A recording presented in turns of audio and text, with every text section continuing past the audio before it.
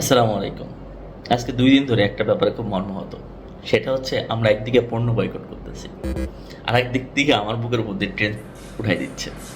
ব্যাপারটা কতটা হাস্যকর না? পণ্য বয়কট নিয়ে আমরা কি পাইলাম? কিচ্ছু পাইনি। Zero, zero. এসব পণ্য বয়কট দিয়ে হবে না। আমি আপনাদেরকে বলি, একটা গল্প শেয়ার করি। বাস্তব ভিত্তিক একটা গল্প। আমার একটা ফ্রেন্ড, সে একটা প্রেম করতো পাশের গ্রামে। তো আমার ফ্রেন্ডের গার্লফ্রেন্ডের একটা ভাই ছিল।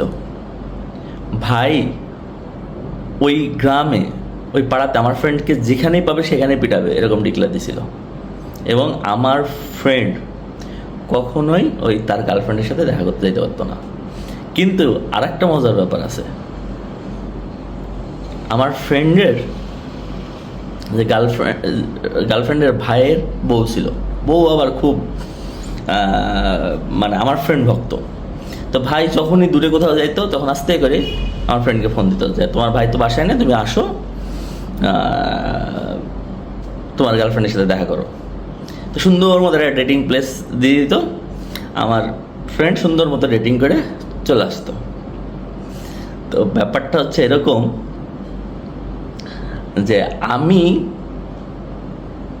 পণ্য বয়কট করতেছি আর ওদিক থেকে আমার বুকের উপর দিয়ে ট্রেন দিয়ে দিচ্ছে। তো পণ্য বয়কট করে লাভ নেই, আগে বউ বয়কট করেন।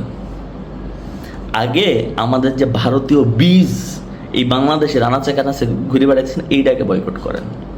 এইটাকে বয়কট করলে আপনি পরিপূর্ণ স্বাধীন হবেন।